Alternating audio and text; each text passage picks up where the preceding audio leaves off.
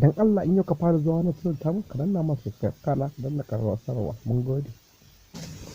Assalamu alaikum, barkanmu da sake saduwa a sabon shiri mai suna ina masoyana. Wannan dai shiri mai suna ina masoyana shiri ne wanda ya kunshi wanda suka turo mai ta Instagram ko ta message cikin wayarsa ko kuma yabonsa ko kiran waya. Kofar da tuwo sakon a buɗe take in ji breaker.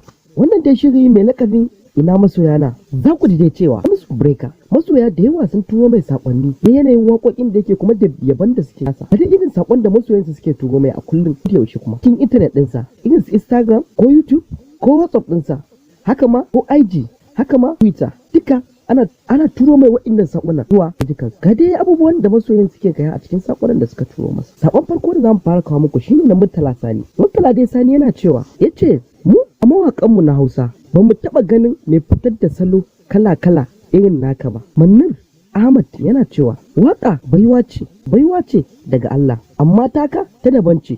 Yana cewa Hamisu Breaker ban cika mai da hankali akan kowace waƙa ba. Ya ce wallahi tun da amma yanzu duk waƙarka ina yi nazari a kanta saboda ka san abin da ya kamata ka faɗa a waƙa.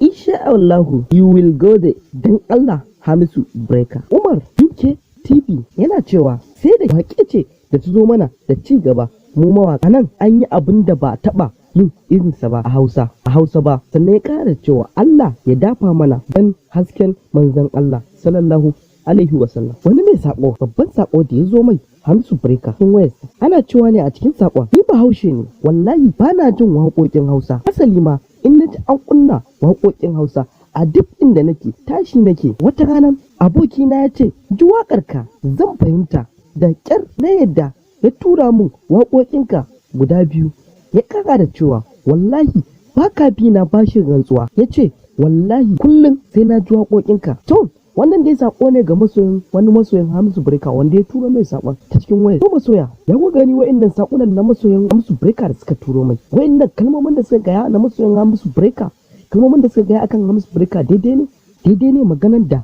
masoyan Hamisu Breaker suke a kansa ba daidai bane. In ma zaka iya turo naka gudunmawan sakon nan sannan muna so dan Allah kafin ka turo sakonka ka mana like sannan ka subscriber in baka yi ba sannan kamar ka turo mana comment da irin sakonka akan waƙoƙin Hamisu Breaker. Mun gode sosai da zaɓar tashar duniyar mawaƙan Hausa TV.